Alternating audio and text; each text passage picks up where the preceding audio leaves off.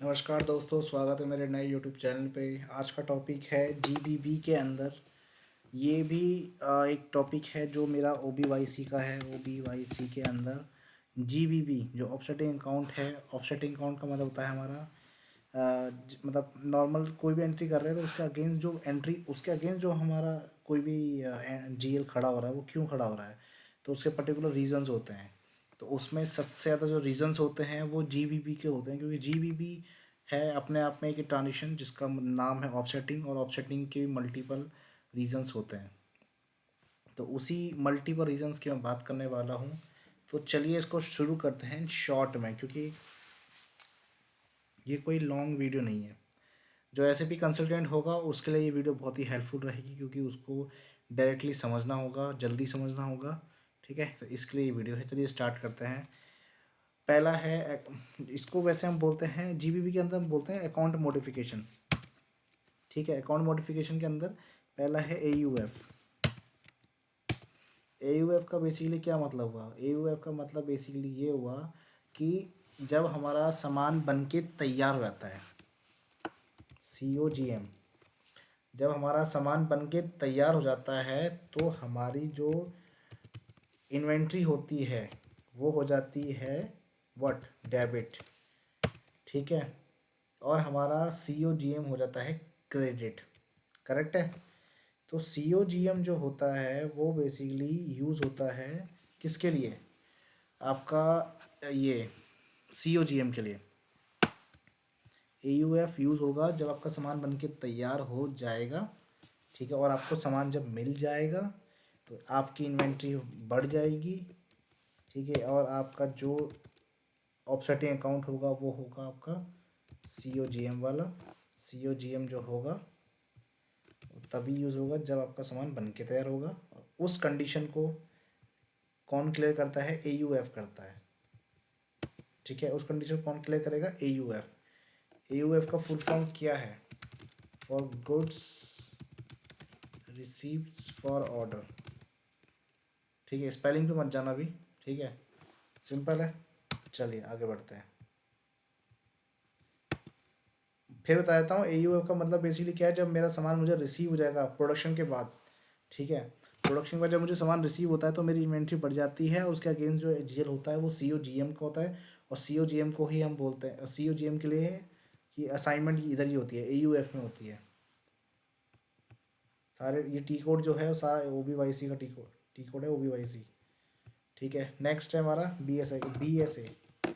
BSA का मतलब basically क्या होता है कि जब हम इम्प्लीमेंट कर रहे होते हैं, इम्प्लीमेंट करने के बाद उनका जो कट ओवर डाटा हमें अपलोड करना होता है, तो कट ओवर डाटा के लिए बेसिकली हमें GL चाहिए होते हैं, और GL के अंदर बैलेंस डालना होता है, तो वो GL हमें यहाँ पे असाइन करना पड़ता है। ठीक है, तो ये होता है किसके लिए? For initial entry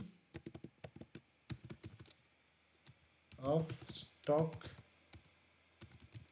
balance. ठीक है, तीसरा होता है VAX एंड VAY। देखो, VAX और VAY के लिए आपको पहले ही क्लियर कर देता हूँ कि अगर हमको GL, इसमें दो कंडीशन होती है। VAX और VAY सिंपल सेम ही है, सिर्फ फ़र्क इतना है कि GL विदाउट कॉस्ट एलिमेंट और GL विथ कॉस्ट, मतलब GL विदाउट कॉस्ट एलिमेंट और GL विथ कॉस्ट एलिमेंट, बस दैट्स इट। ठीक है, GL without cost element, GL with cost element. ठीक है, तो इसका क्या मतलब हुआ भाई? देखो, जब हम कोई भी गुड इशू करते हैं, ठीक है, गुड इशू कर रहे हैं for sales order, good issue हो रहा है सेल्स ऑर्डर के लिए, तो हमें ऑफसेटिंग के लिए GL देना पड़ेगा। गुड इशू हो रहा है हमारा, अब डेफिनेटली गुड इशू हो रहा है तो किसी सेल्स पर्सपेक्टिव से, या फिर गुड इशू मतलब मैन्युफैक्चरिंग के लिए भी हो सकता है। ठीक है, तो जब गुड गुड इशू हो रहा है तो गुड इशू करते करते जो उसका ऑफसेटिंग अकाउंट होगा, या तो वो GL, डेफिनेटली GL तो होगा ही होगा, बट या वो कॉस्ट एलिमेंट के साथ नहीं होगा, या तो वो साथ होगा। आज के टाइम पे बेसिकली सब VAY यूज़ करता है। क्योंकि आपको पता होगा जो एफआई होता है वो सिर्फ कंपनी लेवल पे होता है, और जो सीईओ होता है वो प्लांट लेवल पे होता है। लोग प्लांट लेवल पे कॉस्टिंग करते हैं कि मेरे एक पर्टिकुलर प्रोडक्ट को बनने में कितनी कॉस्ट आ रही है, प्लांट मेंटेनेंस सब करते हैं। बट अगर मुझे सेल्स करनी है और इसी को दिखाना है तो भैया मैं ये लूँगा, ये वाला जीएल वी ए एक्स को ले लूँगा। बट अगर एफ आई के साथ साथ मुझे सीईओ को भी दिखाना है तब मैं ना वी में जीएल असाइन करूँगा ऑफसेटिंग वाले। ठीक है, ये क्लियर हुआ। दूसरा है वी बी ओ। अब वी बी ओ भी देखा जाए तो सेम ही हुआ, वी बी ओ और V B R. V B R तो देखो बहुत लोगों ने यूज़ किया तो पता भी होगा, V B R for consumption.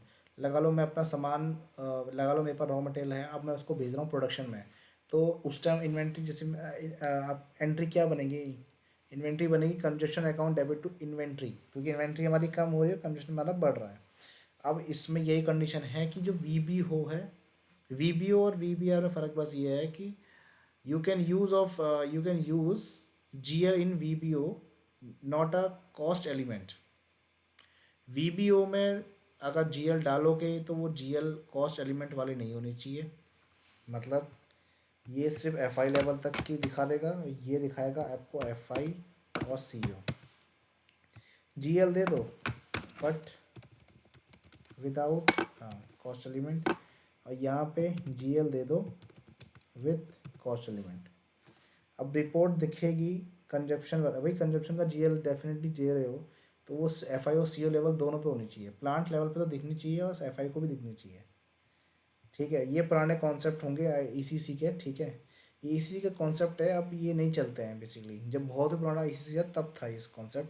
आजकल सब वी ए वाई यूज़ करते हैं। ठीक है, वी बी उतना लोग यूज़ नहीं करते हैं इस टाइम। ओके, आपको ये वैसे समझ आया नहीं आया मुझे बताओ। मैं एग्जांपल दे देता हूँ कि यहाँ पे लगा लो एंट्री बन रही है, सामान रॉ मटेरियल है वो प्रोडक्शन पे जा रहा है, तो एंट्री बनेगी कंजक्शन अकाउंट योगे डेबिट टू इन्वेंट्री। ठीक है, स्पेलिंग पे मत जाओ। अब ये देखो, ये एंट्री में कंजप्शन वाला जीएल है, ये वहाँ पे जो भी जीएल है वो दो जगह पे साइन हो सकता है, या वीबीओ में। अब दोनों जगह हो सकता है, ऐसा तो कुछ दिक्कत नहीं, वीबीओ या वीबीआर।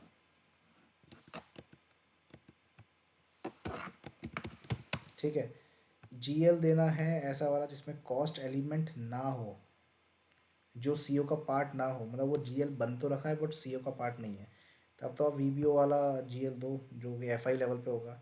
बट अगर कंजप्शन हो रहा है, प्लांट है, ठीक है, और उसकी आप कॉस्टिंग करोगे मंथ एंड में कि कितना खर्चा हुआ, तो वीबीआर के अगेंस्ट जो भी जीएल होगा वो दे दो।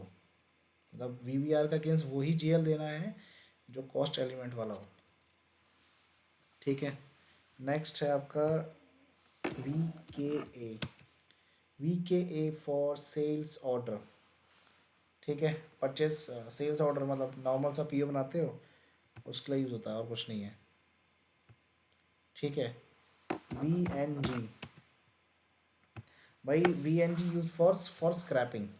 एग्जांपल देता हूँ कि लगा लो मेरे पास कोई सामान पड़ा था 100 रुपये का, 4 साल बाद पता लगता है कि यार वो तो बहुत ज़्यादा ख़राब हो गया, उसकी जो वैल्यू बची वो बची 10 रुपये। ठीक है, अब 90 रुपये उसकी वैल्यू डाउन करनी है, तो 90 रुपये डाउन करने के लिए मैं क्या करूँगा, मैं जो भी एंट्री मारूंगा उसमें मैं 90 रुपये को डिडक्ट कर दूंगा, तो यहाँ पे वैल्यू क्या बच जाएगी, 10 रुपये। और जो 90 रुपये क्या होगा वो मेरा स्क्रैप में चले जाएगा। भाई 100 रुपये की वैल्यू थी, 4 साल बाद उसकी वैल्यू बची 10 रुपये, तो 90 रुपये क्या हुआ, स्क्रैप, वो बेसिकली ख़राब ही हो गया वो, है ना, स्क्रैप ही माना गया उसको। ठीक है, या फिर एग्जांपल ले लो कि 100 रुपये का माल था, 10 रुपये का बिक गया। अब 10 रुपये का बिक गया तो भैया जो 90 रुपये वो क्या है, वो देखा है तो लॉस। ठीक है, मतलब जो चीज़ हमारी स्क्रैप होती है ना, मतलब मेरा कॉन्सेप्ट बहुत सिंपल है कि जो अगर मेरा कोई प्रोडक्ट है वो उसका अगर प्रॉपरली बेकार हो गया है या बेचने लायक हो गया है, बहुत कम वैल्यू हो गई, तो वो वैल्यू यहाँ डल जाती है वी एन जी में, फॉर स्क्रैपिंग। ठीक है, Z O F. Z F का मतलब बहुत सिंपल है कि good received without production order.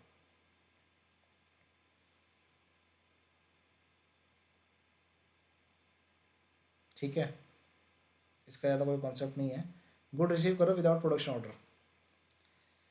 इसका एग्जांपल मैं अगर दूं आपको, तो ऐसा ले लो कि मैंने क्या करा, एक मोबाइल फ़ोन बनाया और वो मोबाइल फ़ोन बन के तैयार हो गया। अब मोबाइल फ़ोन बन के तैयार, वो क्वालिटी में गया, क्वालिटी में पता कैमरा ख़राब है। वह कैमरा ख़राब होने के चक्कर में उसको फिर से प्रोडक्शन में डाला।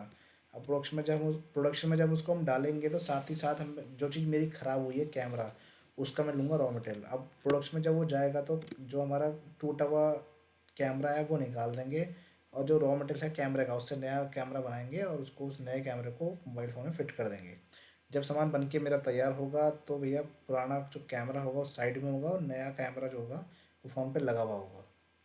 तो जब हमने रॉ मटेरियल यूज़ किया इस टाइम, मतलब इसको बोलते हैं रीवर्क, रीवर्क करते टाइम मेरा कच्चा माल का इस्तेमाल हो गया, तो उस टाइम मुझे यहाँ जीएल देना पड़ेगा कंजप्शन का, जो कंज्यूम हम करने वाले हैं, कंजप्शन का ही जीएल जाएगा, raw material, consumption of raw material. ठीक है। तो आई होप आपको ये वीडियो अच्छी लगी होगी। इसके अंदर आपको अगर कोई डाउट है तो बताओ। मैंने बहुत शॉर्ट में बताया, क्योंकि मैंने सिर्फ इसलिए बताया कि जो कंसल्टेंट हैं उनको बेसिकली इसका मतलब बेसिकली यूज़ कैसे करना है वो नहीं पता होता है, तो बस इसलिए बताया मैंने आपको, अदरवाइज और कोई रीज़न नहीं है। डिटेल में इसलिए नहीं बता रहा हूँ कि ये फिर वीडियो बहुत लंबी पड़ती है। अगर वीडियो लंबी चाहिए तो उसके लिए बता दो, ठीक है। तो अच्छी लगे तो लाइक करना, गंदी लगे तो उसके लिए भी मुझे बता दो, मैसेज कर दो कि मुझे ये खराबी लगी, वो खराबी लगी। तो नेक्स्ट बार से, अगली बार से मैं इस पे ज़रूर काफ़ी काम करके आपको अच्छे से एक्सप्लेन कर दूँगा। ठीक है। आई होप आपको अच्छी लगी। धन्यवाद।